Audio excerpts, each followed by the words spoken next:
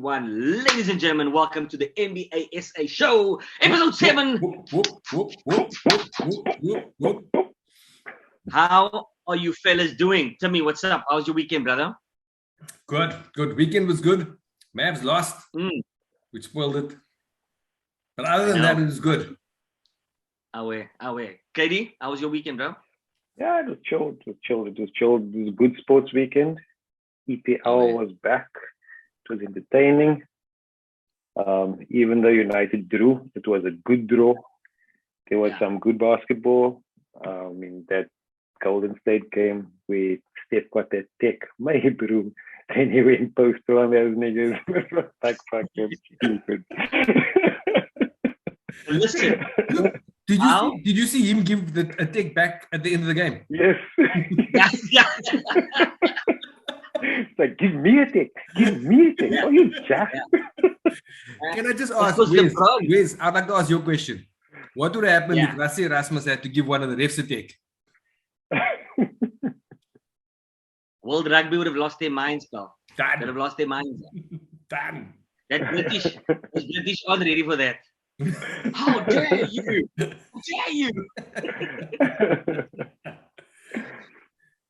But gents, on a serious matter, we have a almost start of the season underdog in the Golden State. And Kirk, you were the first to call it out that Golden State was your team to watch out for. But can you confidently say that you predicted this type of start? No chance. What's your I thought that with Wiseman out, and with Clay out, I thought, and I mean, watching them in the preseason, I knew they'd be good, but I didn't expect them to jump out like this. I thought they'd slowly build up to it and work their way into the playoffs, but they must dictate like, footsack, we're gonna drip this year, and it's stupid good. And with Clay coming back, I do believe actually that they will stutter a bit when they try and fit him into the rotation.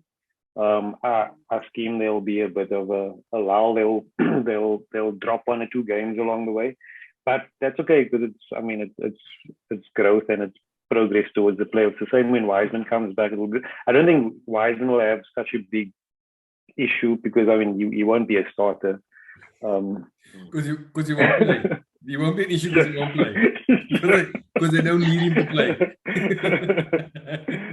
But I mean, you'll play in the fourth quarter when they're up 20. Yeah, when the game's clear. The thing that I'm excited about is seeing how Wiggins is going to flourish in that team. Because imagine with fucking 2 shooters on either side of you, Draymond picking out who's going to score next.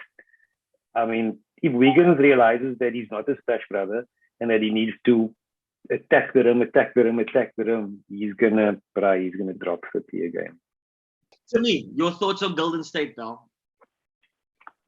Yeah, look, I didn't see this coming. I won't lie. I completely agree with Kirk. I think that at some stage when Clay comes back, they'll drop a couple of games. I don't think they're ever gonna be bad. You said Wiseman isn't gonna start. I don't think Clay will start. If they were in that 8, 9, 10, having to make sure that they can get into a play-in, or more importantly, they were sort of the 7, 8 trying to get out of that into the 6 spot, then maybe they'll rush him back. But the reality is that they've built such a buffer, right? They are going to ease that man back. Because also eventually he'll start. Oh yeah, eventually. Sorry. Yeah. Plus, like when you come back from those from those sort of injuries, right? Like you are highly likely to get injured again. So I reckon they're going to take that super slow. What I wanted to say about vegans, I wanted to say that about vegans, yes, fucking them vegans. About vegans, the Canadian vegan.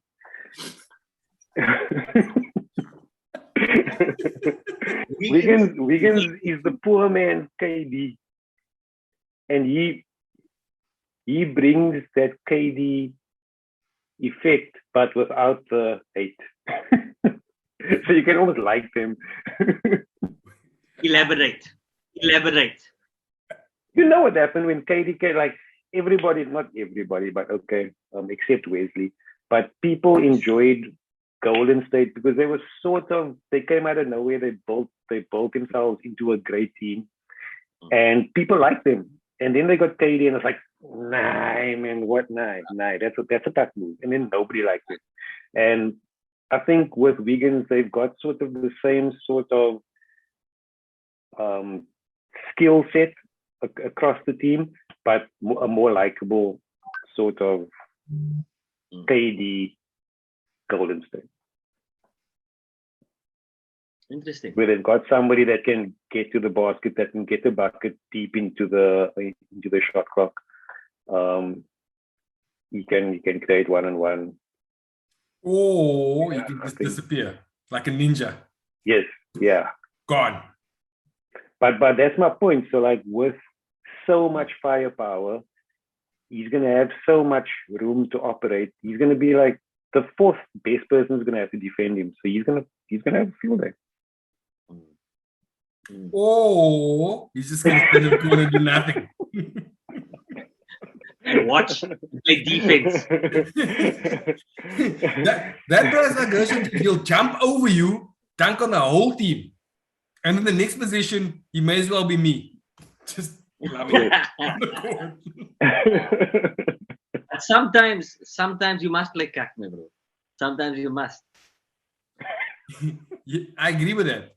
But he can be the best player and the worst player in the court in the same quarter. Yes. Okay. Which is unlike. But we would like to give him the benefit of the doubt and say that he's going to be fantastic in that stuck team. Timmy, your so overall feel? We'll wait and see. So Timmy doesn't like the idea of Clay coming back because Wiggins is going to be cut.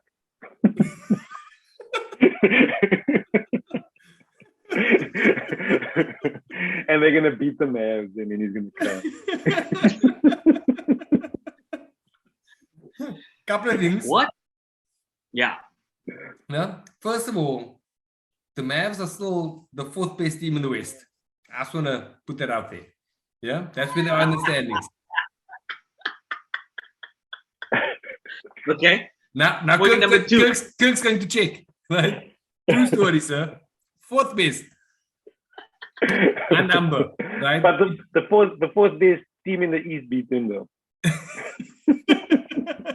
Like Wesley said, every now and then you must play cuck. Right? Okay. What they're doing is they're keeping themselves humble, unlike the Suns, right? Timing themselves. I love the Golden State team, and I love them now. Like I think it's cool. I wouldn't support them necessarily, but I enjoy watching them. Yeah, I do wonder what's going to happen when they hit the playoffs and they face a couple of big dudes.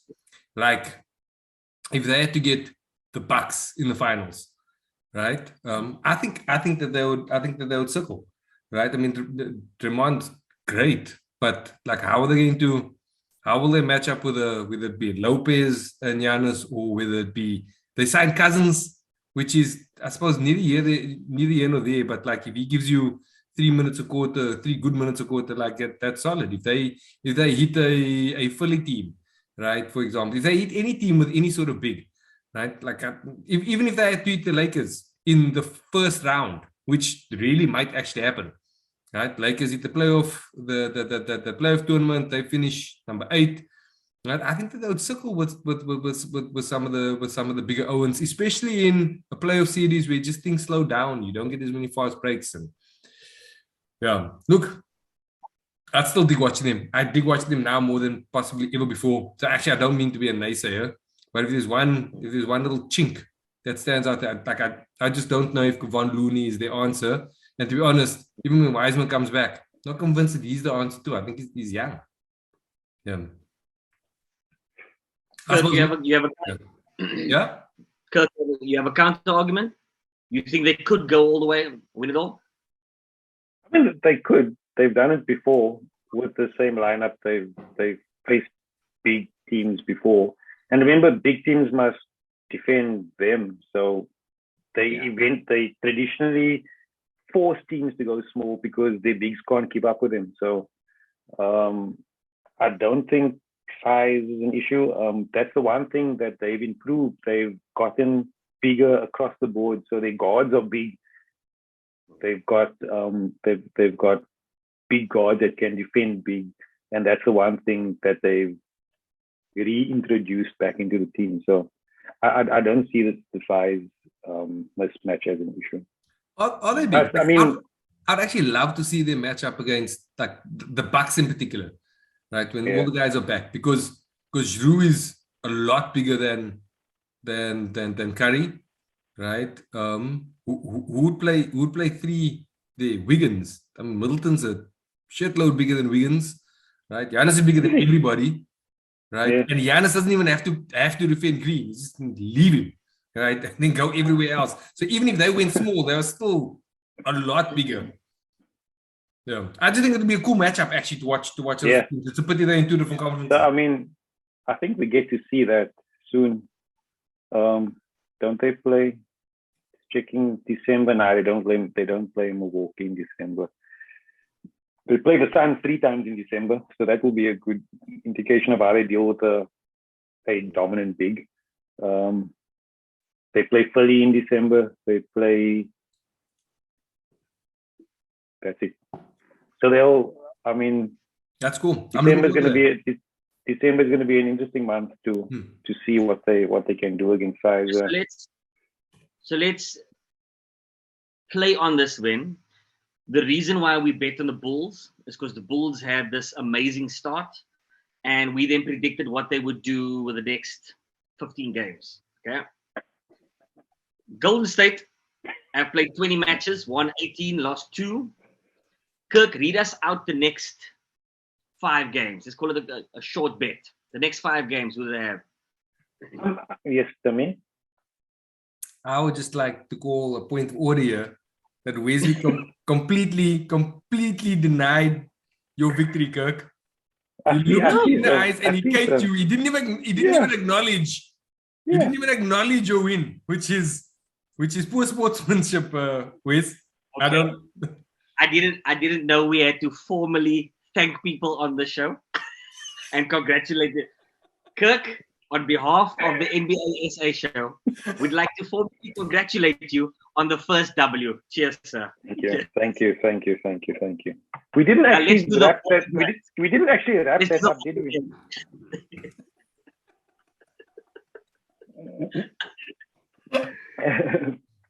I don't, because we didn't wrap that up in the last episode. We took out the last wager that they were going to lose against Pacers, or whoever they played. Yeah. It was so funny. It was funny. What were the 2 last games that caused Wesley that took victory out of his clutches? Yeah. The Pacers and who? The Rockets.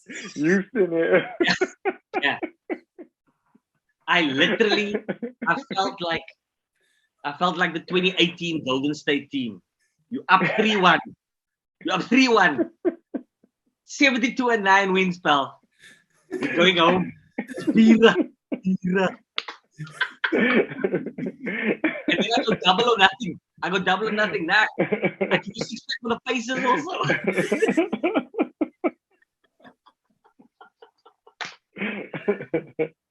Well done, Kirk. Well done on a good call. Thank you. So I've actually got the better wager. Can we put a pause on the wager till we get through the next topic? He wants to bet on the Rockets. Pacers. Yeah. This is a rabbit in a bit more. Okay. Is it something to do with the Lakers? Yes. Or a transition to the Lakers piece? Yes. Okay. Gents, I've been thinking about this, right? And I kept thinking of our conversation last week about the big 3 and Kirk's comment about number 1 is only as good as his number 2 knows his role. And I'm almost certain the same applies, that number 1 and 2 is only as good as number 3 knows his role, right? Then I went thinking of the big 3s and who was the number 3. So Dennis Rodman is the one guy that stands out of that big 3. A super, super clear role that he played. He did what Jordan and Pippen didn't want to do. And he was like, I'm just going to master rebounding and not be fuck at it, and I'm going to be just at it. I do believe Chris Bosh filled that same role in their big three. Very different to LeBron and D Wade. And I can go on and on and on. Which leads me to the Lakers' current big three. And I think I have something here when I say, I don't know if Russ... No, let me rephrase it. I don't know if Russ knows how to be a good number three. And I think once he figures that out and the team figures that out, I think they'll be better. But right now, they've got a alpha male who's available when he's available. But it often feels like the team is just running on AD and Westbrook. But I don't know if that big three is going to figure it out, if Russ specifically doesn't figure out where he fits in the big three. Am I right? Am I wrong? Will time tell the tale? How do you gents feel? Tim, how do you feel?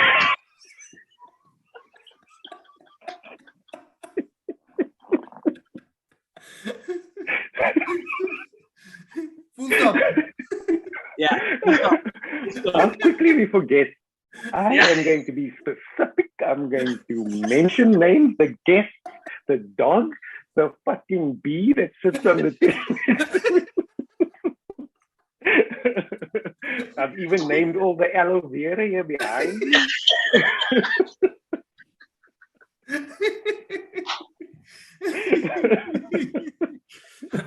Okay.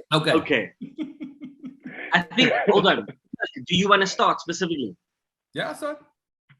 I got opinions. Okay.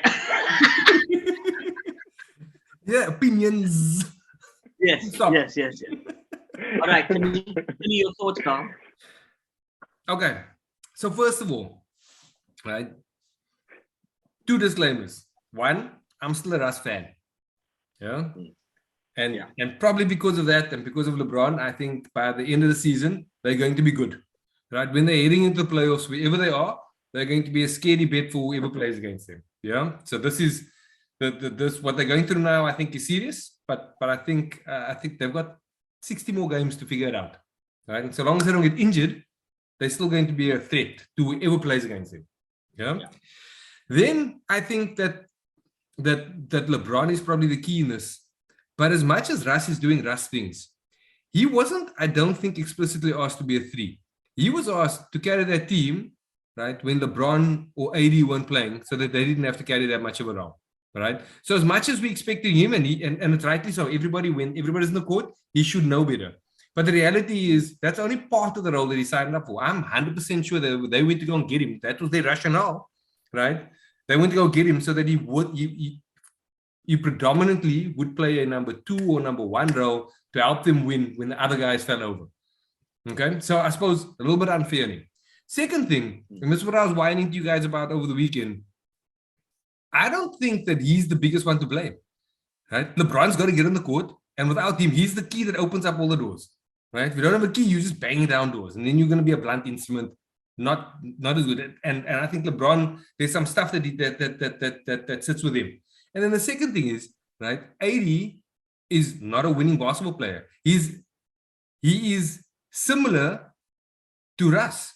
If you watch these guys, they all are making bad decisions. Now, Russ just happens to make them at the worst moments, right?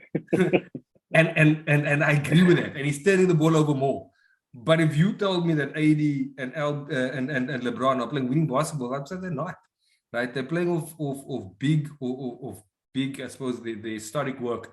And AD's historic work has only been big when it was with LeBron, right? LeBron can't beat his man. LeBron is playing like Harden on the other side, right? They are not playing great basketball, and that doesn't help Russ at all. In fact, when that happens, you know what Russ does? He tries to do too much. And then it's just, for lack of a better word, a clusterfuck, right? And they'll figure that out. But if people think that Russ is to blame, then I don't think that they're watching enough for the Lakers, right? I think more to blame is AD, right? LeBron's got to get on the court, right? And when that happens and they actually play well, right? Then you can tell him, listen, why aren't you playing like a number 3? But at the moment, you got people who should be playing like a number 1 and number 2, and they're not. And then you're blaming Russ for trying to win. That's the wrong thing to blame. Rant over. Full stop. Kirk? Yo, that was that you that was how you really feel, Tim.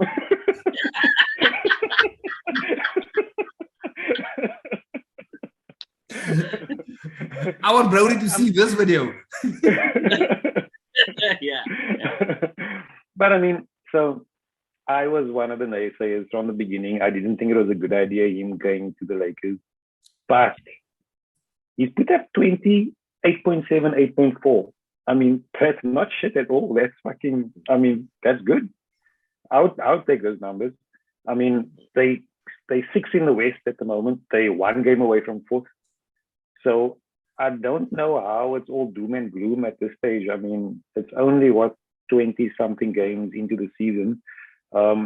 It's not doom and gloom by a long shot. I mean, they virtually 4th in the West at the moment. I mean, since LeBron came back, LeBron's been back for 3 games.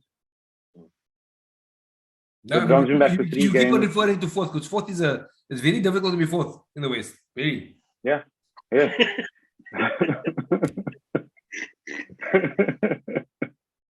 Hashtag Dallas. They're only a game behind Dallas, aren't they? Yeah, they're a game behind. Feels like more. They're a game behind Dallas. Yeah. So I mean, they're not that bad. I mean, Tim thinks Mavs are fantastic, and they 1 game better than the Lakers, so they can't be that shit. What is going to be interesting is the December lineup or the December schedule, which is why I wanted to talk about this. They've got a really comfortable December schedule until Boxing Day. They could go 10-2 through December. The schedule looks so comfortable for them. So read it out. That could be quite interesting to keep an eye on.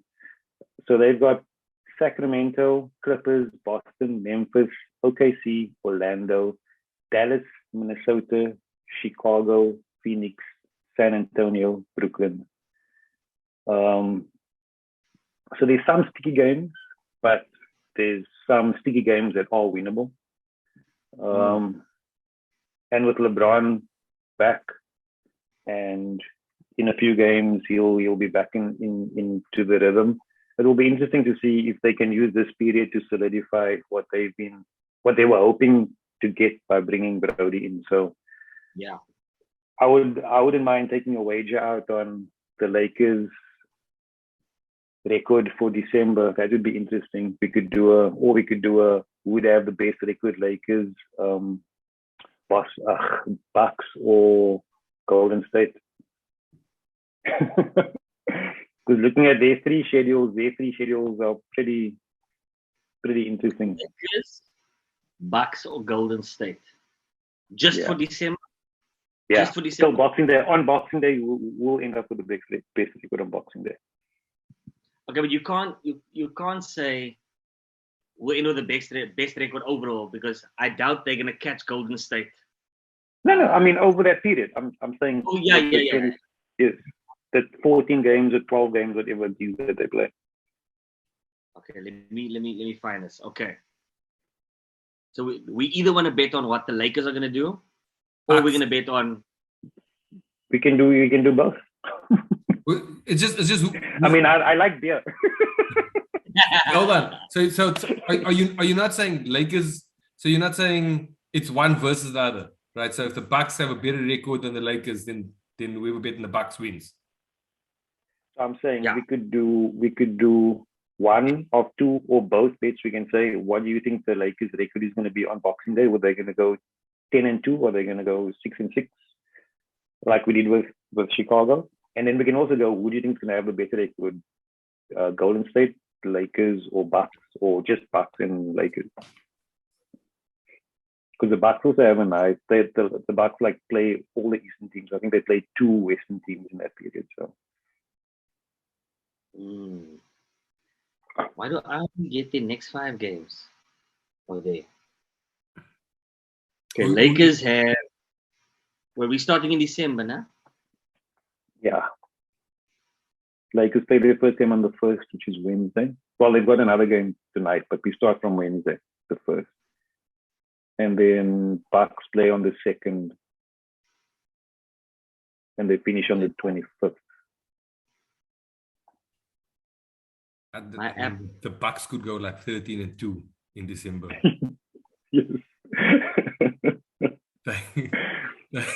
Or they could get Boogie and they could fucking just bottom out because they're trying to work him into the rotation. I don't think Giannis. I don't think he's gonna allow that. No. Okay, so then there's actually just two teams then. It's the Lakers and the Bucks. Or do we believe the Suns will also have a good run? I look at the Suns. I didn't look at the Suns. I looked at Miami. Bucks, Golden State, and Lakers. Why don't we just each pick a team? Everybody picks a team. So we think that they're gonna have the best record in December, and I will pick the Bucks. And I'll pick Golden State. We let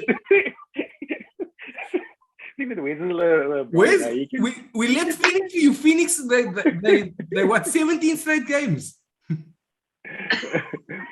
But they play Golden State twice in December, so.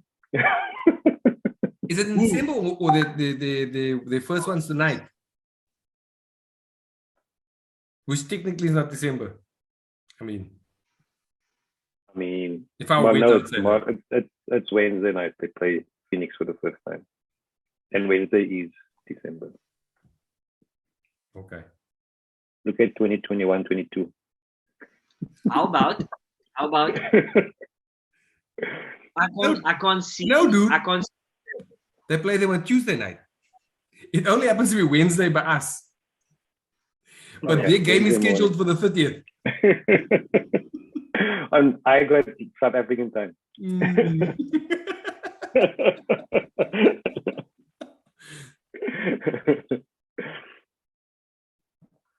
Okay. I feel like I want to make it. We can talk about it at the end. Let's get through the stuff. Is Wesley still trying to find a team? You don't have to like the team. You just have to believe in the team. No, I'm trying to make it interesting that we don't necessarily have to choose either Lakers, Bucks, or whatever. That you can choose any team. Yeah, choose any team. I'm just choosing the Bucks. You can choose who you want. You know what? Minnesota are looking hot, Wiz. Hot. Chicago's got a really nice run in December. Yeah. They've got a closer. They don't play Pacers or Houston at all.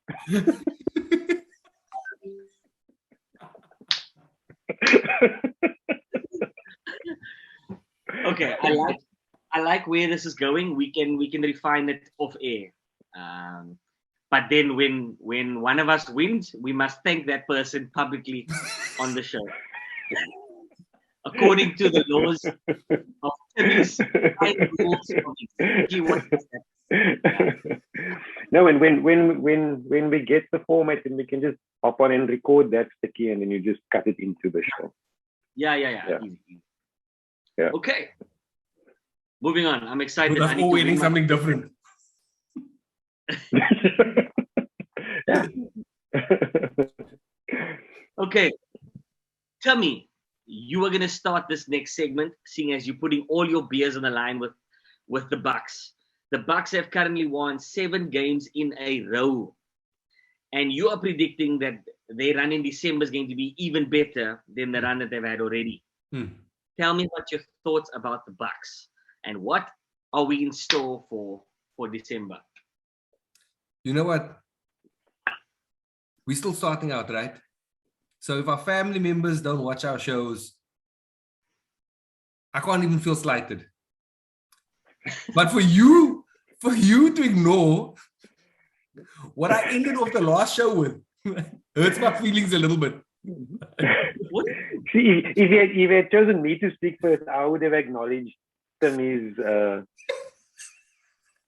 crystal ball moment at the end of last show. Preach, Kirk. Preach. Wes is still confused. This is what. Not only did he ask the question, right, and pretend to listen, he pretended to edit it afterwards. Nah, bro. It's a long video to edit.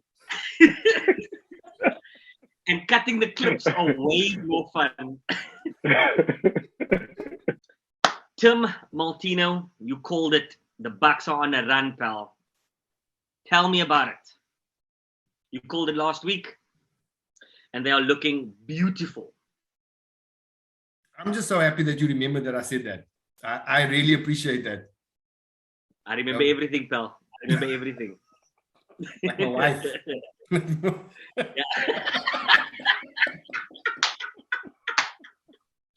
Everything. Right, that's right. I'll take it. I'll take it. Look, man, I'm super happy for the Bucks. They started off the season as champs, and then everybody got injured. Right. Now the guys are starting to come back. And the squad's quality. And they've always been a good regular season squad. And then they had an easy schedule last week. And Kirk rightly pointed out that actually December, it looks like that's going to continue. So I suppose by the end of December, I fully expect them to be top 2 in the East. KD? So, yeah, like Timmy said, the Bucks, they are getting healthy. They're 2 pieces shy of being at full strength. But there's something that just isn't sitting liquor with me with the Bucks. I mean, they're fun to. I enjoy watching them. They're fun to watch, but I do think that the weakness is coaching, and I think they're gonna plow through the regular season. They're gonna beat on teams, but when push comes to shove, I mean, I watched Miami put the chokehold on Chicago the other night, and they frustrated that Chicago team. So all they did was take the mid-range away because they knew they enjoy the mid-range. They forced them to shoot threes.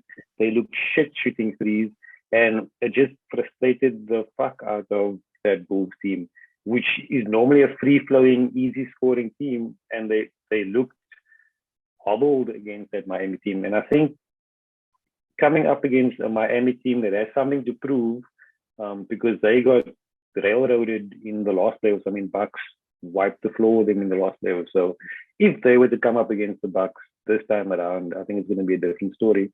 But that's looking way far into the future. I just think there is something of that. Like they're gonna plow through the season. They're gonna look good. The guys are gonna make open shots. But I just feel that they don't play an enjoyable. For me, I don't enjoy the style of football they play. It's basketball. It's a lot of give the ball to Giannis. If he can't create, he'll kick out to somebody. If he occasionally he'll move the ball early and give it to Middleton to do something. So yeah, I mean, I guess I'm reading a bit too much into it at this stage.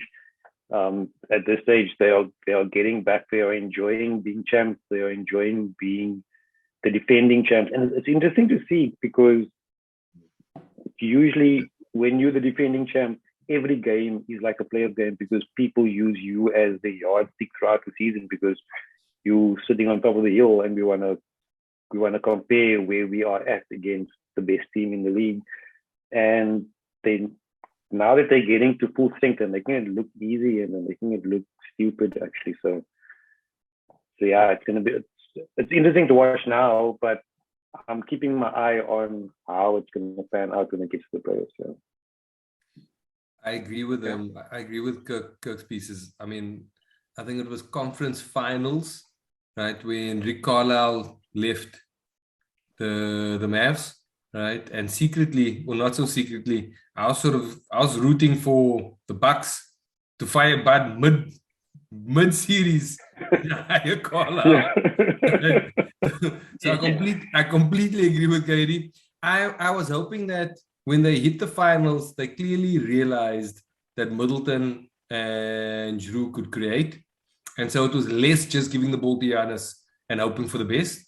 And to be fair to them, I would have expected that to continue had Middleton and Giroud been there at the beginning of the season. And then because they weren't, look, I can't blame them for them just giving the ball to Giannis. I hope throughout the season they start using them more. If not, then I completely agree with Kirk. Yeah, like I'd love for them to learn the actual lessons, especially since I've got Olympic champs and NBA champs. It's time to trust the rest of the cats.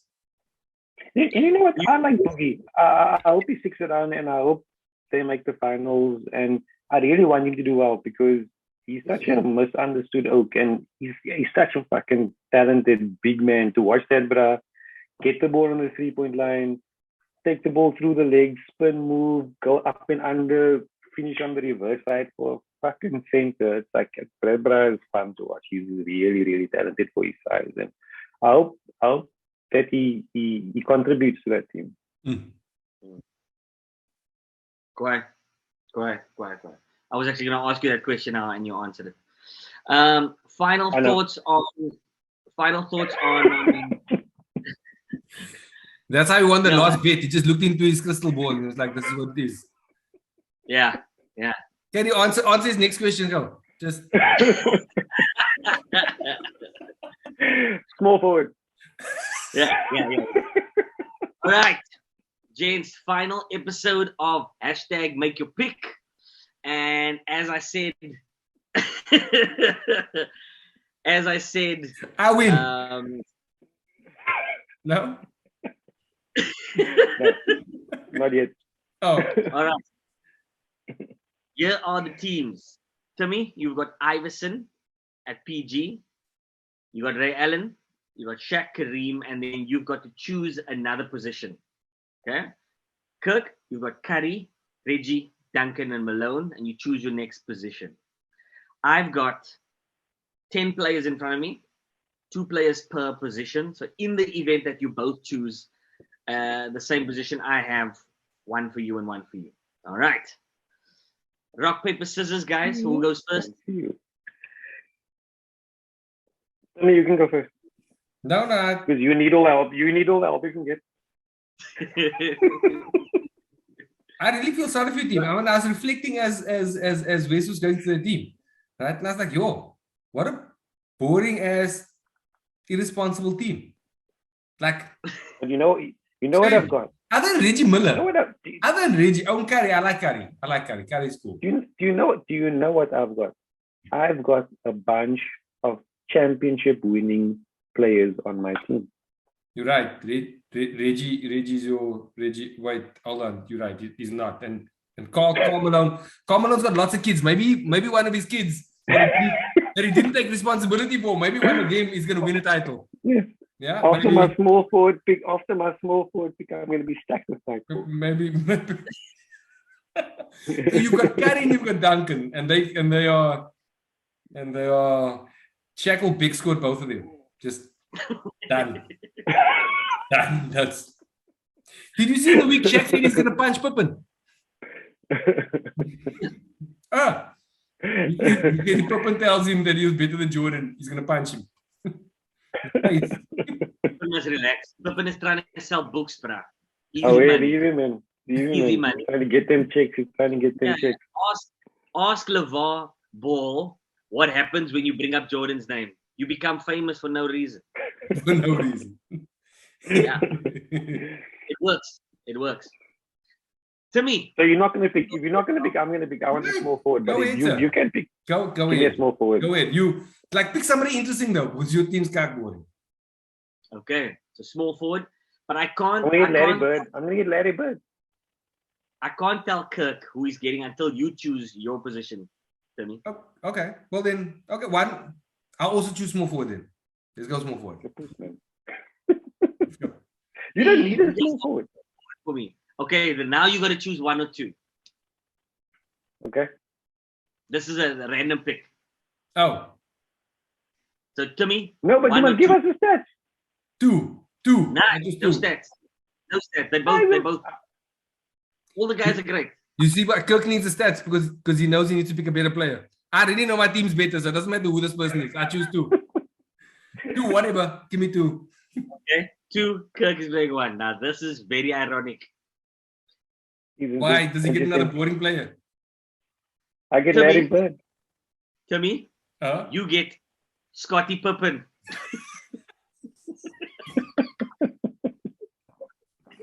Look, I love Scotty. But Shaq might move him. Yeah. Kirk, You need to pick a sub. Scotty is the perfect player for that team. Think about it. Kirk, No, he's your not. small forward, sir, is a killer. You got Kevin Larry Durant. Bird. Oh, that's why. Done. You done. You done to me. You done. How about that? Okay, but you got Scotty. I mean, Scotty got more titles than all my own put together. Actually, I mean, what you can add those up. Ray Allen's got a par. Kareem's got a par. Shaq's got a par. Scotty's got a You lot. got Kareem as well. Yeah. Yo, I was Scotty 6, Shaq's 3. No, Shaq's got 4. Did he get one in Miami as well? Shaq's got 4. That's 10. Ray's got 1. Ray's got 2. Kareem's got 2. I mean, not Kareem. Doesn't Kareem have 3? I'm not sure.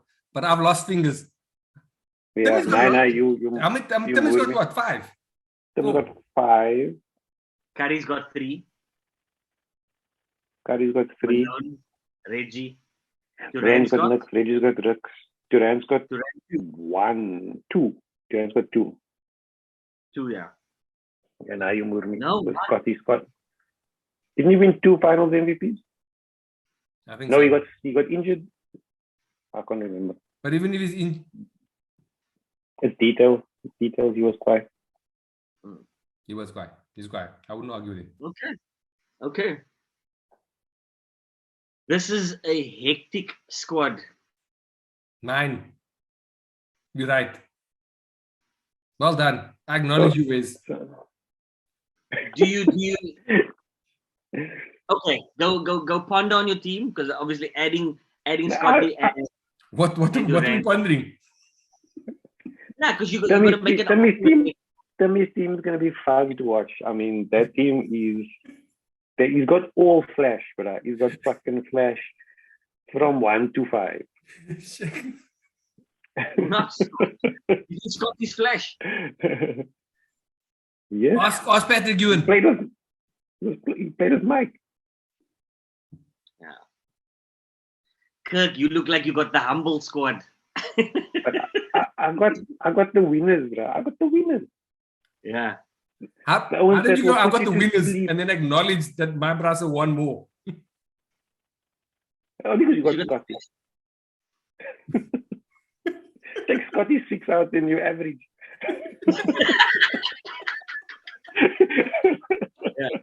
It's like that one light in the class who's freak clever, who brings everybody's averages up. As a class, we average 70%. So, I mean, as a class, we have a high average, right? You could say that's because of Scotty, right? But then as a median, right, we also have more, right? Because you got 2 Owens that have won 4 None.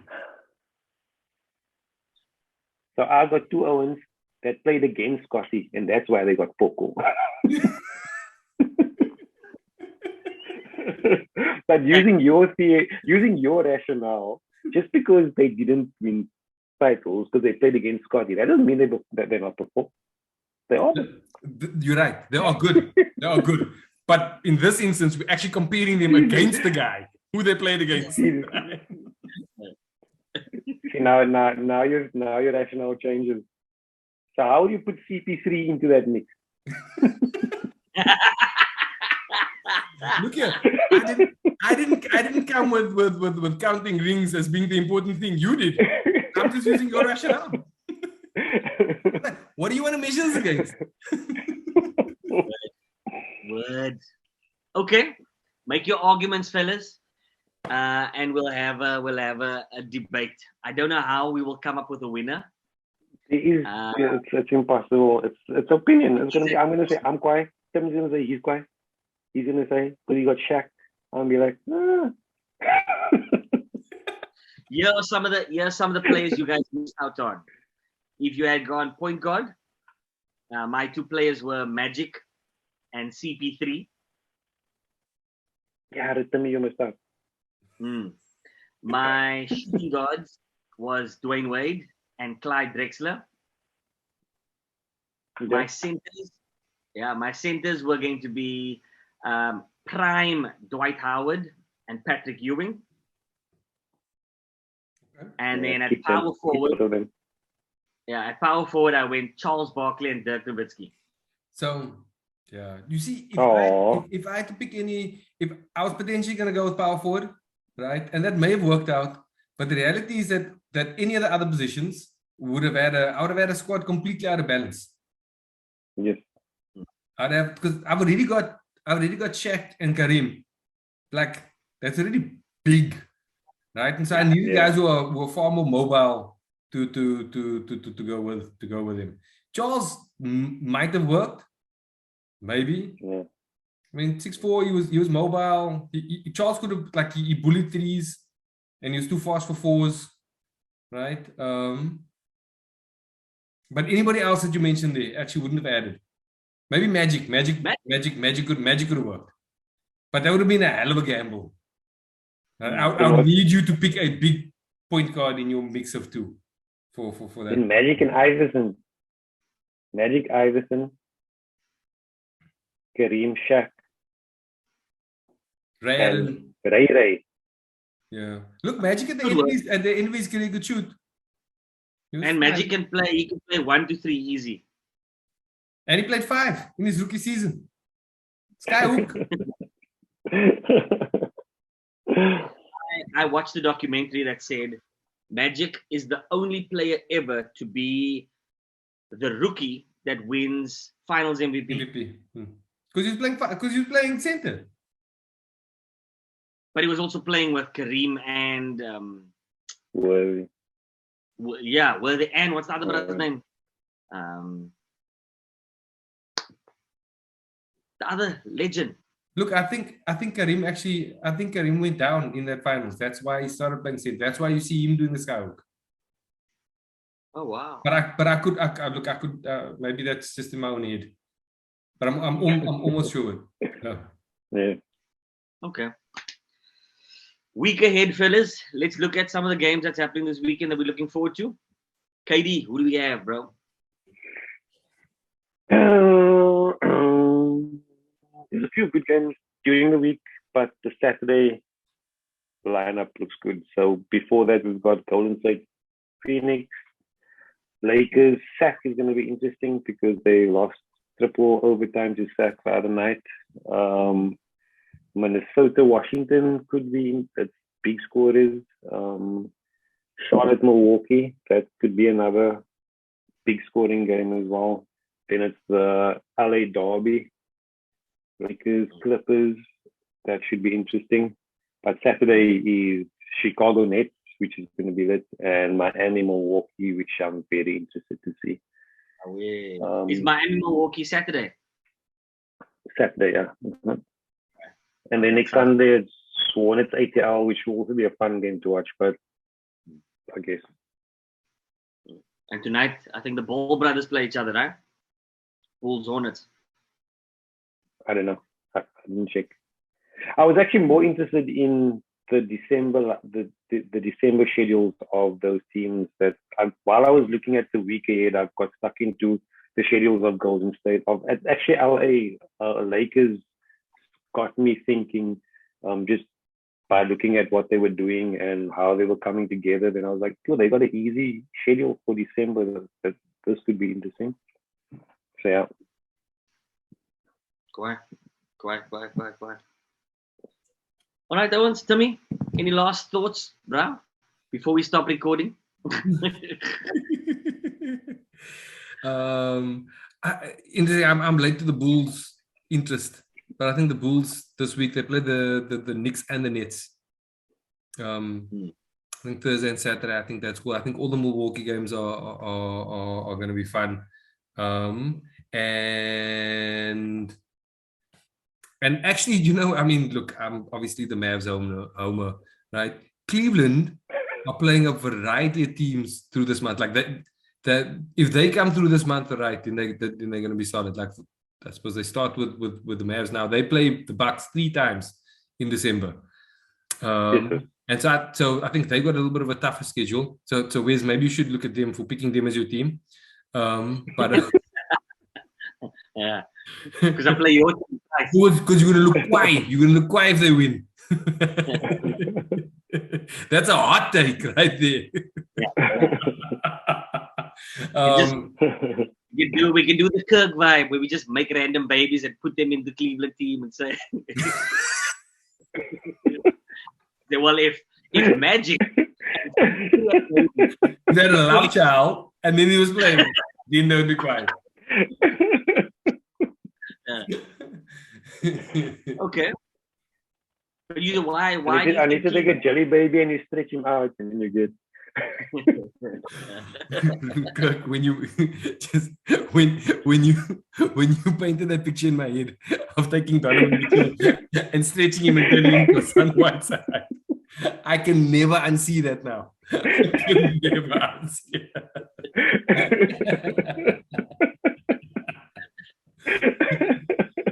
Wes, don't you have some Photoshop to just do that, Ko, and then you put them next to each other? We need budget. I'm actually thinking. I'm thinking of taking a flyer and calling the Lakers on the schedule for December. That is a big call. That is a big ballsy call. Keiki, I need to think about it. I need to think about it for a while. If Kirk can bet beers on the Pacers, anything is possible.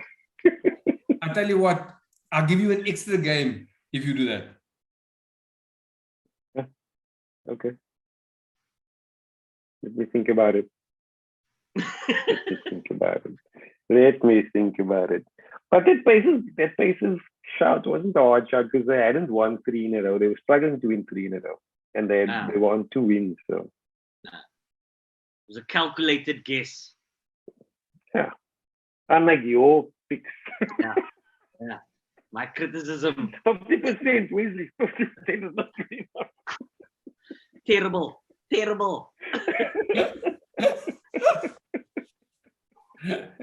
So where's Minnesota, you say? No. I'm gonna go with Houston with the best record.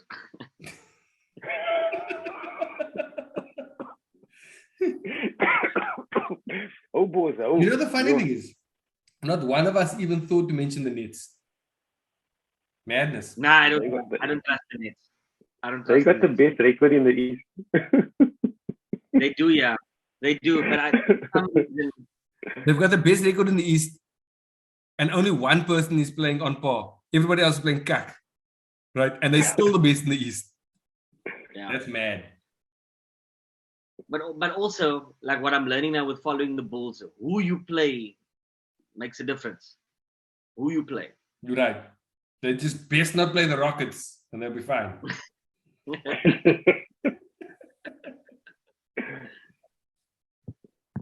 They've also got the. Now they've got potential to drop a few games, the Nets, in December. It's not the out and out. Like that Lakers team, they look at that schedule of theirs. But then again, AD is going to get injured like 2 games in, and he's going to fucking trip over his ankle and be out until Christmas. Sneeze and hyperextend his shoulder. Golden State, yeah, they play Phoenix thrice if you count Tuesday as Wednesday. But you can't.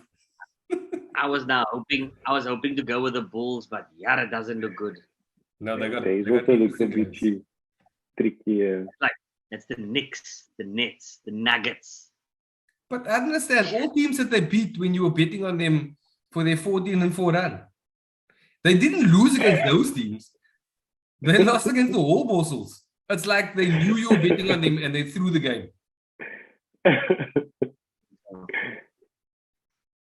Maybe just for my newfound loyalty. Do it.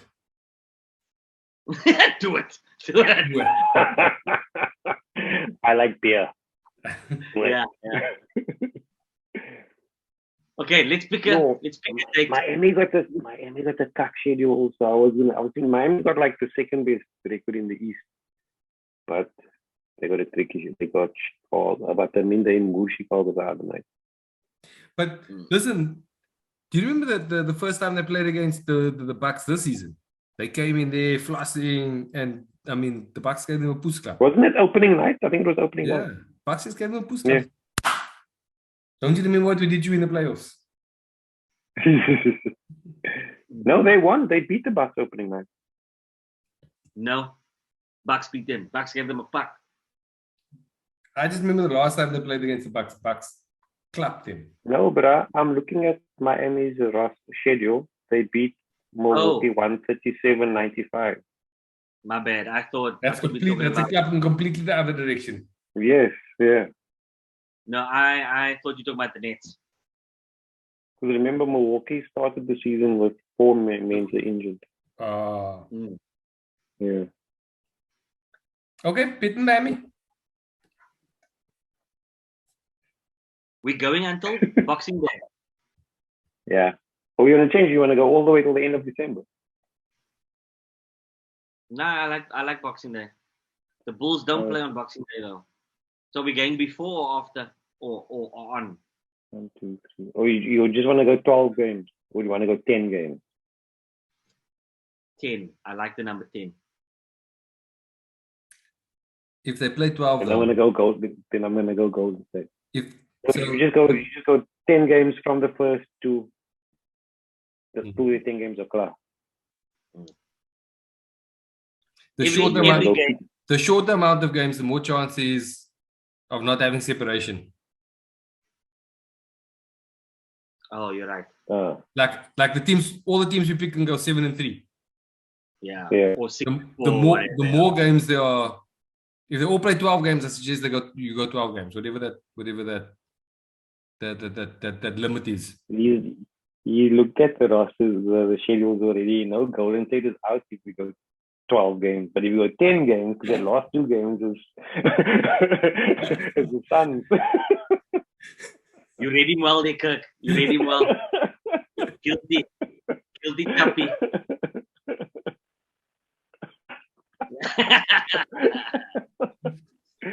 If he first looked at Dallas's schedule there. Yeah. Okay, so then let's go the whole of December. Every game played in December. Now, look, I think your first 12 makes sense, right? Because some teams must play more. Must be an equal amount of games. Yeah. If they all play 12, then that's fine. Whatever the most amount of games they all play together, whatever that common denominator, that's the amount. Okay. Yeah. So 12 games. 12. Who do the Bulls play? 12. Shit. So if you're taking the Bulls, then tell me you have to go Mavericks and I'll go Golden State. Since I've got my Golden State up. Then we go that. I can't go. Guys, I can't go Bulls. I can't. Fuck you. I can't go Bulls. You know who the Bulls play on their 12th game? Who? The Pacers. Fuck you. Let them earn your trust back, Wiz. Let them earn your trust back. Yes. Yeah. Let me go study.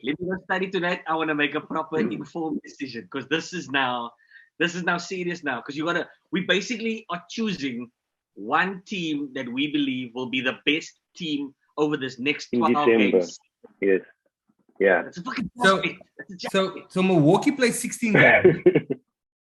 Are we going to reconvene on Wednesday to put in our bets? Yeah. That's fair.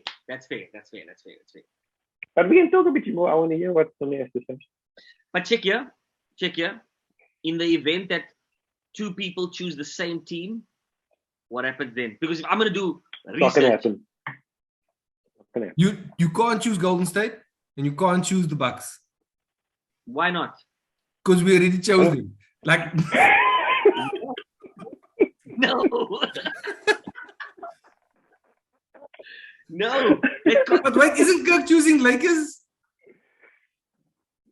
We got 2 wins there to put into cast our votes. But as soon as you choose, drop it in the channel. If you've chosen it, then nobody else can choose it. Warriors play 14 games. But we're going 12 games. Then. Why? Like, Only- do we just say whatever the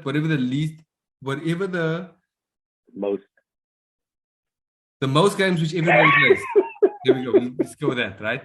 Because that's gonna have the most chance, right? Yes, of separation. that split. Yeah, exactly. Yeah. Bucks play 16. Warriors play 14. Lakers play. But the first is actually the 29th. Is it yet? No. They must go from the second. The first is the first. The first as per the schedule, not per your South African time with the game show.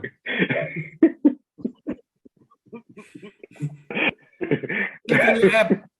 Click on schedule. Click on December. No, I'm just looking here. Why doesn't my app give me that? Where do you get that, Tom? So click on the team. The team. Click on the actual team itself. So okay, look, go to standings. You in the standings? Yeah. Yeah. see a Now bright click on light any team. coming. Click on any team. Which team Okay. you click on? The schedule. And then click on schedule. And then Faces. Yeah. Click on click to the faces, right. yeah. So this shows you all November games. If you click to the right, it'll show you December games. There's a little arrow here that says, Yeah. then it'll move you to December. Oh, okay. I got you. Oh, cute, man. Got you. Okay, that's quiet. And what happens at the fantasy app? Yeah. No. It's the When the NBA app. League pass. Yeah. Lakers play 1, 2, 3, 4, 5, 6, 14. 7, 8. It says there at the top 14 games. Good Next point. to the arrow, Tim. Next to the arrow, Tim. You push, bro. I just helped you.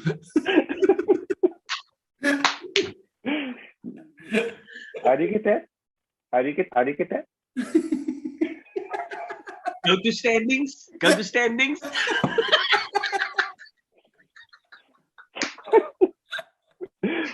Okay, and then unpassing plus schedule. Click on any team and then find the arrow. I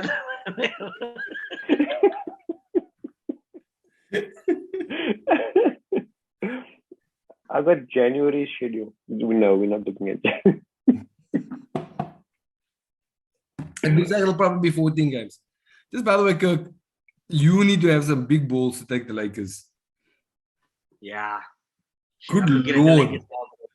You're not going to take the Lakers, bro. They might lose to the Clippers. They might lose to Boston.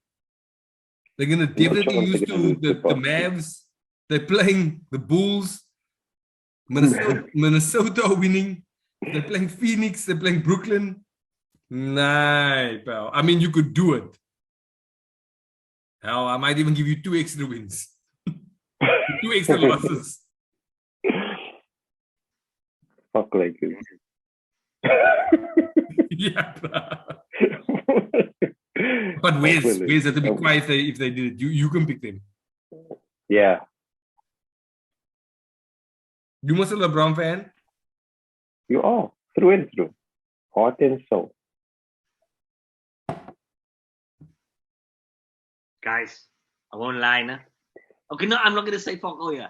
I'm not gonna say anything. Don't be like This that. is Man. I'm gonna Golden State. a lot of fun. Golden State, This is Josh. I'm gonna go Golden State. You know, They must just give Steph a tick.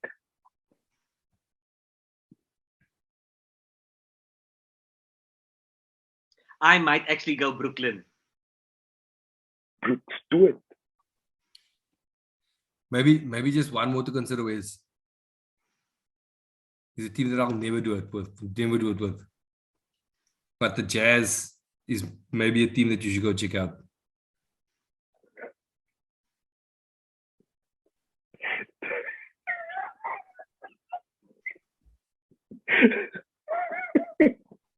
Or you Jazz? Brother, first of all, they finished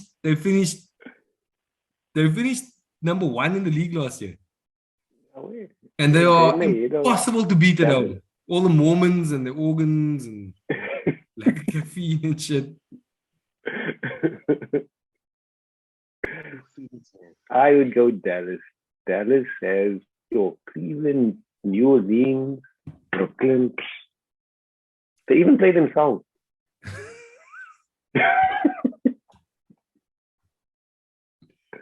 They play Minnesota a lot. Yeah. And Memphis. But Memphis are without Ja, so. That's true. They're going to be out Ja for a while. Actually, I mean, I'm looking at this. Other than that, the Bucks, Utah. Kegi, I'm looking here at the Phoenix man. So I'm going down and I'm like, yo, win. I'm like, yo, Phoenix is a team. I'm like, oh shit, that's November. They really want that game. Yo, they won all these games. But now here's the crazy thing, right? Is the difference Phoenix's games, the difference between November and December is a Musa difference. How? Look who they played in December. Look who they played in November. Just listen. Detroit. New Orleans, Right. Houston, Sacramento, Portland. Houston cost you beer, bro.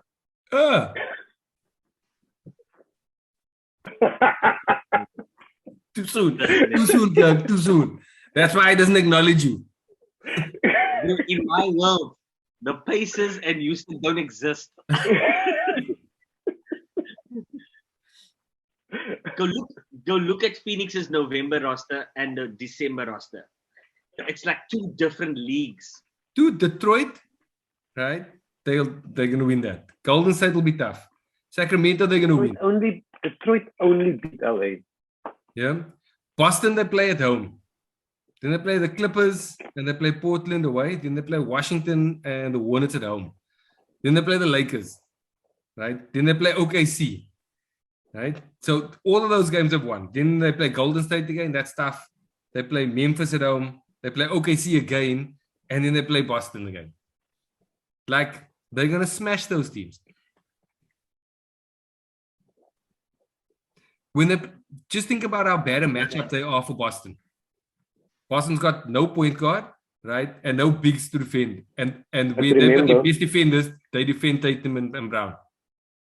Remember, West picked Boston to be the most exciting team of the season. Not Boston, Jason Tatum. Jason Tatum. And he's delivering. His team is just wall.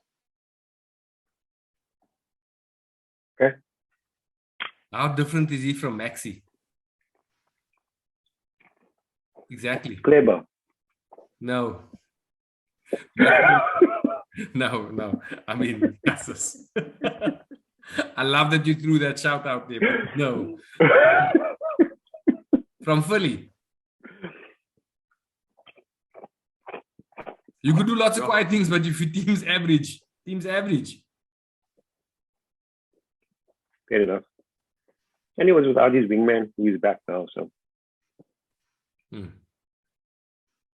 Why?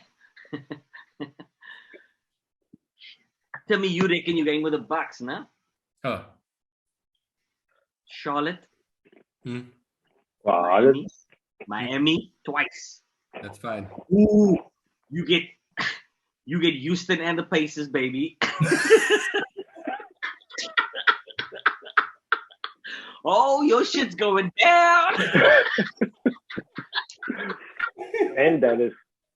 You're gonna bet against Dallas? Well, look, this is one of the situations where I win either way, right? Yes, more important than that. I win either way. Yeah. You don't. That Mavericks team is such a frustrating one, right? Because sometimes there are moments where they play so quiet, and then there are moments where they are Because sometimes when you win, you actually lose a tie.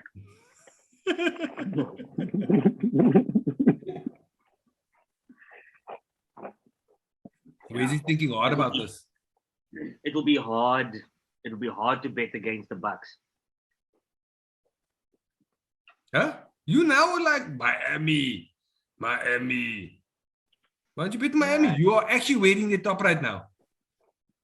You are really wearing the top right now. Tell me, is Kakbang. I'm gonna pick the. I'm gonna pick the team. You can't pick the same team.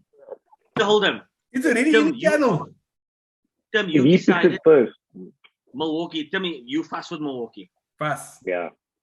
Okay. Kirk, you still deciding? Mm. Yo, where's he still deciding? Pick Golden State, go. Pick Golden State now. No. Kirk, you want to go Golden State?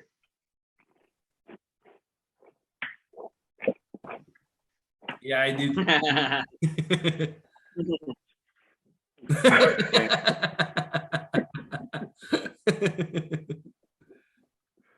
Okay, then I'm gonna go the Nets. The Nets. I didn't even take a look at their schedule. Like they you can't bet against their schedule though. They're gonna lose to Chicago. They're gonna lose to Dallas. They're gonna lose to. That's it. They got a tough, easy schedule. Yeah. Yo. So I'm basing my pick purely on the reputation of the other teams, obviously, right? But also the home and away is a big deal. And the Nets have 1, 2, 3, 4, 5, 6, 7, 8 games. So now, if I go Nets, are we gonna go then 15 games? You 15, Bucks is 16, so you have 15. The Kirk. No, you just have one less game to bet on. Artist for you. How do we wanna do this? Because I mean it's percentage. No. Then we just go 15 games. Right? Remember we said so. Whatever the team that plays whatever the least amount of games, we go with that number. So Bucks is 16, Nets are 15, so we go the first 15 games. And Kirk?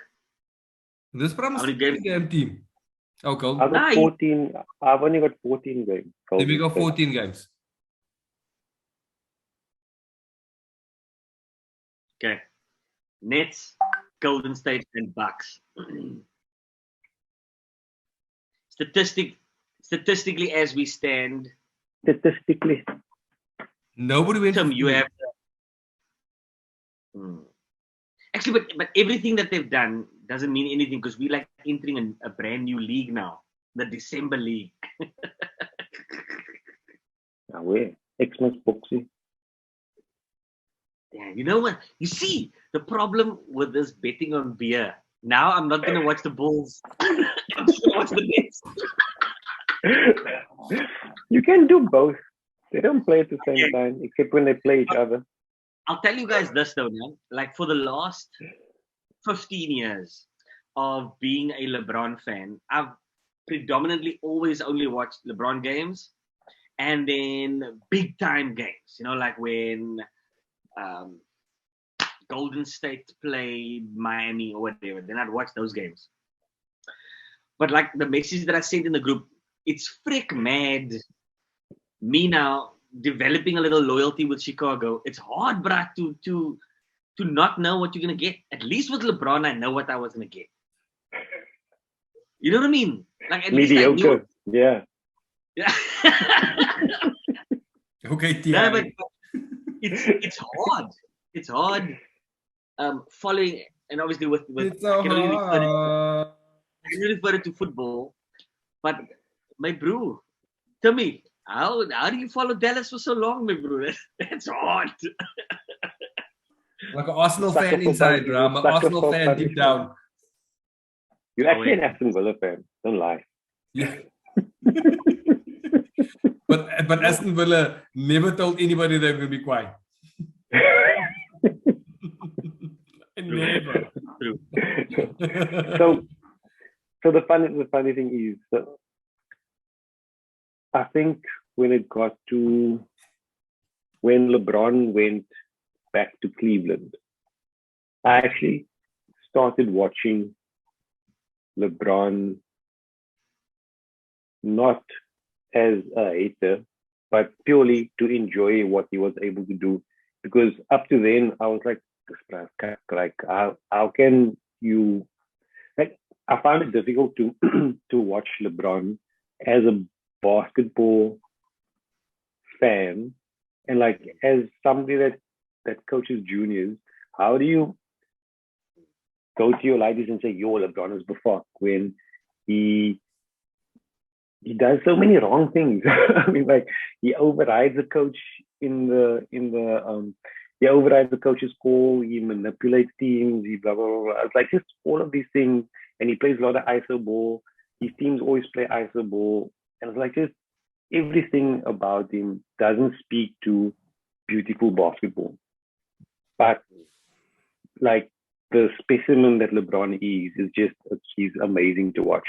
So I battled with this for a long time because I was like, and that's why I enjoy Golden State because like Steph's a squeaky clean bra. They've got a nice philosophy. They enjoy their game. They play an enjoyable type of basketball to watch. All of these things. Same with San Antonio before them. I enjoyed San Antonio. I got behind them. But then when he went back to Miami, to Cleveland, I just paused all of that and just watched LeBron purely because he is a phenomenal athlete. And when I started doing that, I enjoyed watching him play because I mean he does some really fantastic things on the basketball court for a bra that size.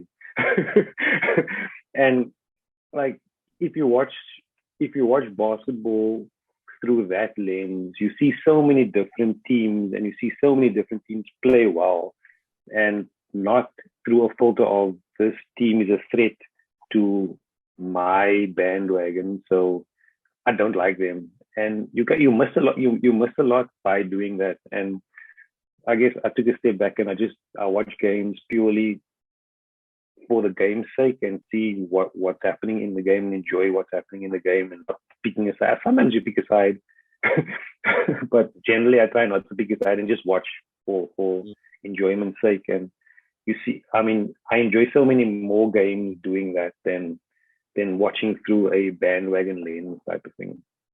So yeah, I found that interesting when you said that, like now that you're watching Golden State and not being threatened by Golden State, it's enjoyable to watch them. Which is interesting that you made that point there. And the same way with now supporting the Bulls, right? Is like you must believe the process. You must believe the process, and that's the hardest part of supporting a new team. Is like I say with LeBron, I knew we more often than not going to win than lose. With this Bulls team, I always feel like they look like they're gonna win, but there's this devil going, Kegi, we 3 minutes away.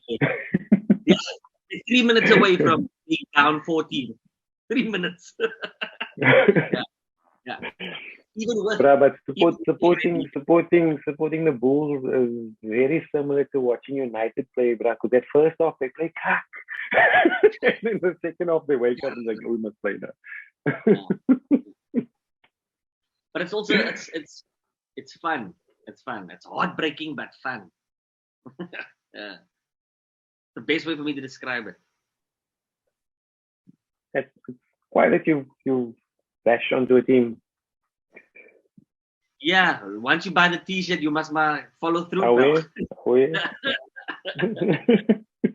But I do. Or you just buy lots of different T-shirts and follow through.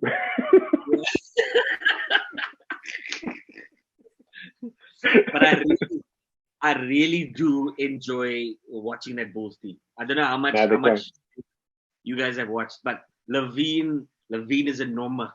Levine is a real normer. That bra.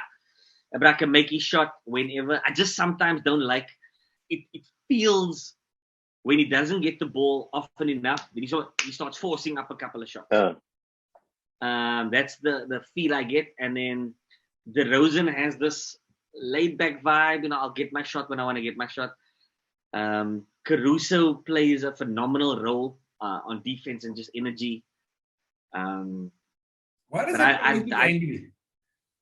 Hey? Why does Caruso always look angry? They look angry all the time.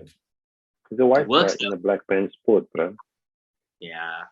You must He's be a minority. No, he's a minority. You must be aggro. Shaking his up. And he's short, bro, in basketball. I'm like, he's like 6'5". Yeah. That was a crazy stuff when I was telling Carter about Levine. And then I went and checked his height. The bra's 1.98, bro. He's tall, bro. He's deceptively tall. I was like, how on earth does America produce these type of brasa year upon year upon year? 1.98, and the bra can run and jump like even Elizabeth on steroids. McDonald's. That's all that McDonald's, bro. That's all that fucking burgers they flip. Two things, right? There's 350 million of them. Yeah. Oh yeah. Okay. Yeah. And then the second thing is, right, and this is probably the one that's more true, right? Roids. Lots and lots of roids. Yeah. In the chickens, in the cheese, in the bloodstream, right? All of them. Lots. Do you reckon the food plays that big of a role in growth? I think the needle plays that much role in growth, but yeah, food too, I guess. Yeah, food and sleep. Yes. That's what I call the syringe.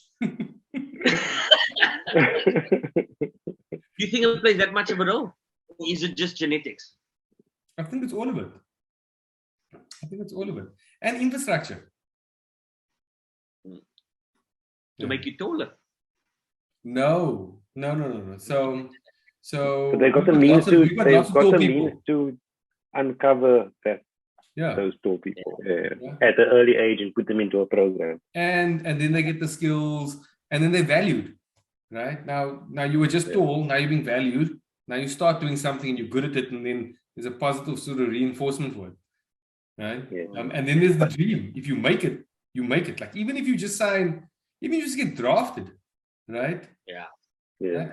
You made it. Like that's a 7-figure contract, just like that. But it's also the, I guess it's the country's culture, because down to your street, you rep your street, you rep your community, you rep your city, you rep your state. So if my community team is gevaarlijk, I go watch them and I support them, and then that, but you develop like this superstardom within your community, and that just grows and it grows and it grows and it grows. So every step of the way, you're being encouraged if you are gevaarlijk.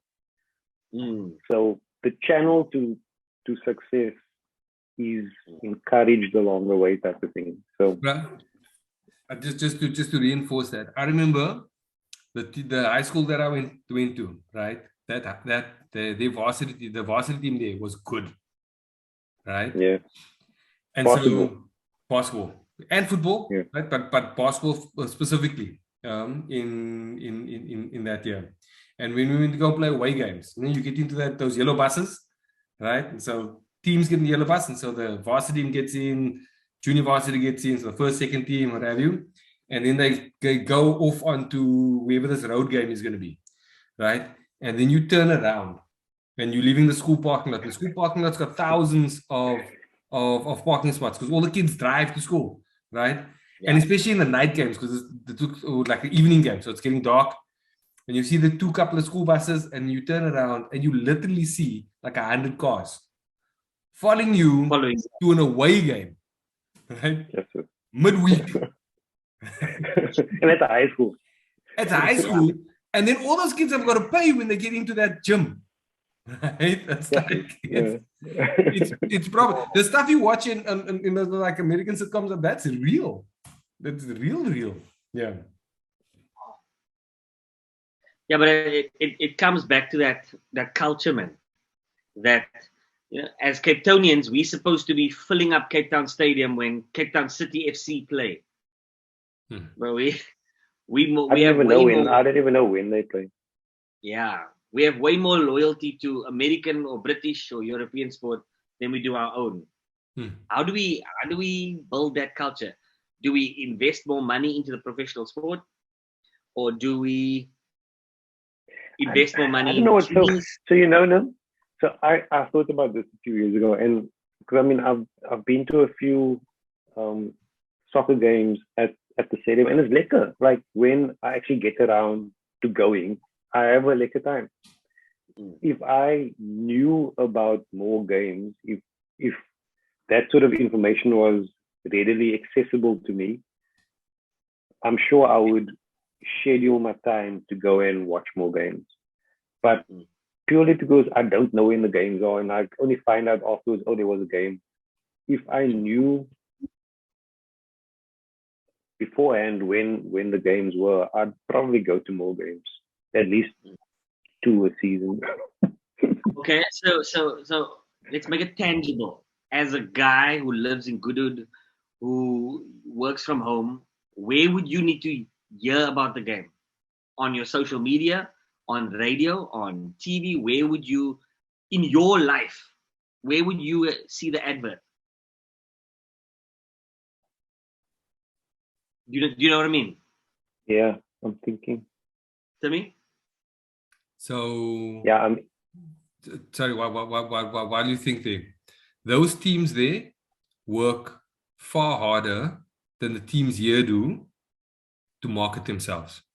So they would rather fill up the stadium with people who create a vibe, right? Than trying to get their price point for the right ticket price so that they can make their bottom revenue line. Because they know that you fill up the stadium and it's a vibe, it will create itself. And then the team just needs to start winning, right? Then all of a sudden you get your broadcasting rights, wada. It all adds up, right? Whereas here, they're going to go, okay, cool, this is the price of the ticket. The people who know, and then they leave it as such, right? But I remember being there. Dallas Mavericks was advertised on every radio station, all TVs, or like all TV programs, local ones, right? And so I suppose it's region specific, right? If you were listening to stuff about high school games, I'd make sure that stuff was out there. The guys who were in the high schools, they would get tickets and special privileges, and then like influence type things. I actually think it's easier to do it now. But how much work is the Stormers or whoever putting in to let you know when those games are? The only reason I know when the games are is because I work next to the stadium. Yeah, for example. Yeah, and it's still I'm a big rugby fan. Yeah. So I actually started following Cape Town City on Instagram. Okay. And I see a lot of pics of the Oaks before and after practice, dancing and cuck.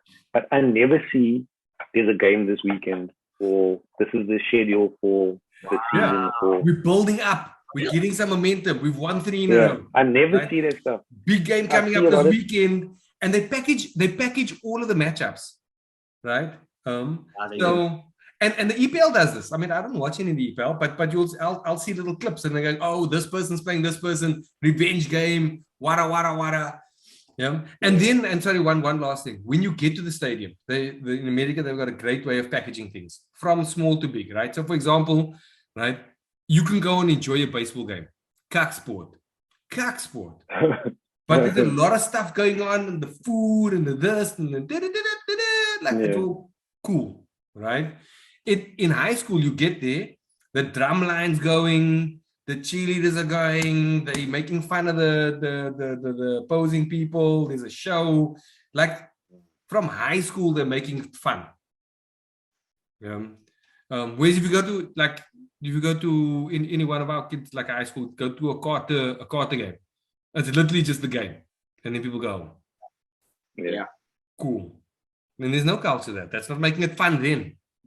How's it going to be fun by the time you get to professional? Basketball related question. Kirk, and Tim, you both are quite close to the community sport aspect of basketball.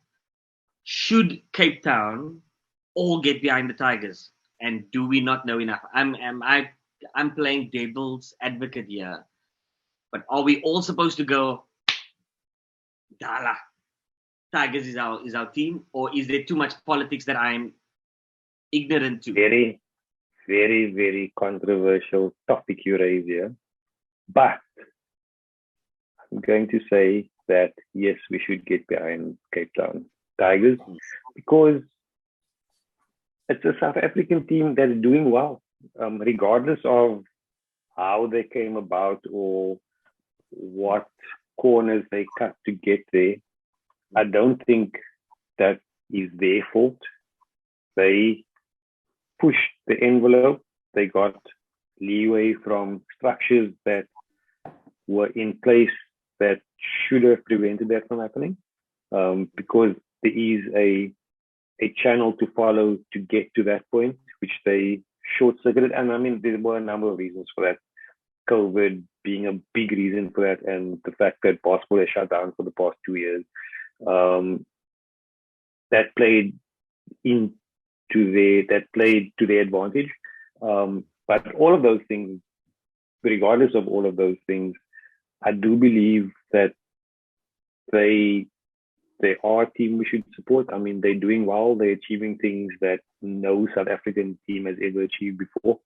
So why not get behind them? I mean, they're achieving things, and they got one or two local boys that played for Vikings.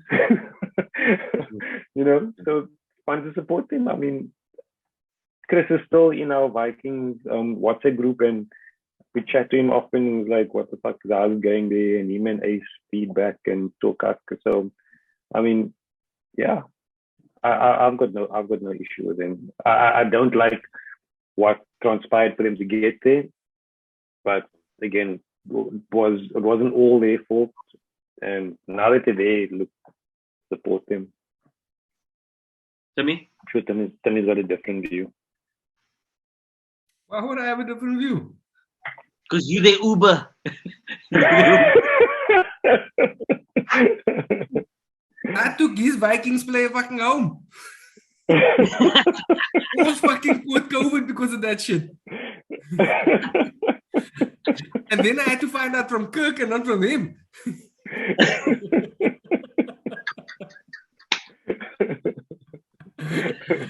It's all funny until you have to pay $8.50 for a test, motherfucker. Yeah. I'm giving Tigers that fucking ball. Yeah, I was upset after you told me, Kirk. Yo.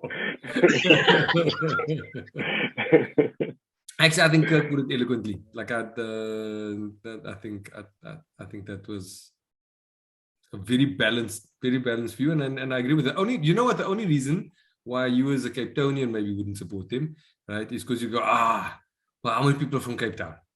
Right? Because there are not many. And of the ones that are from Cape Town, right, to be completely fair, they're not playing. Right? They sniff the back end of the minutes. Right? But the reality is if it was like all other professional teams, how many people are actually from Cape Town? Right? Because it's a professional team, and we've got to change that mindset. Right? But I'd also like for them to ingratiate themselves a little bit more, right, in the community and what have you. And look, them going for a run, I suppose, is the start of that, hopefully. But for now, like I said, they've brought together more people from across the country than ever before. Yeah, that's cool. It's the first person that's come externally, and they've invested money. That's been they're not making anything from this. This is just a hope for good, and investing in Cape Town, in South Africa, in those players. Like, I think there's some merit to that. Hopefully it works out. Yeah.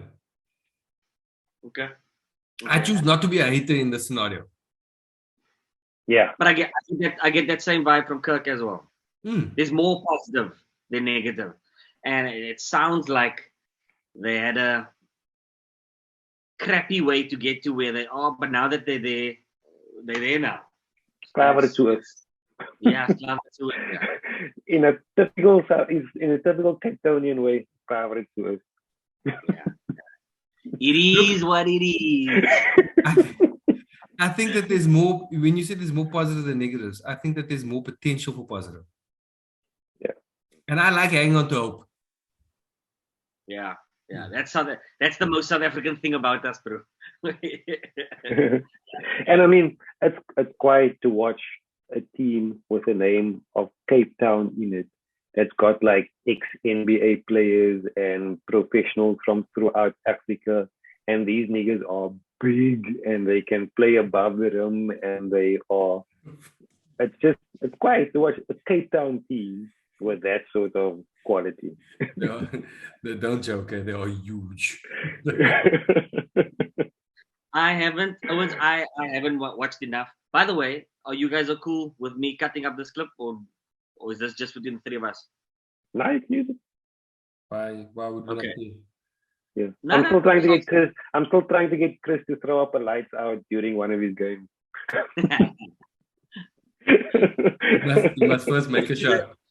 You must first make a shot before they call him for offensive foul. It can be a layup. I don't care. You might just throw it like that.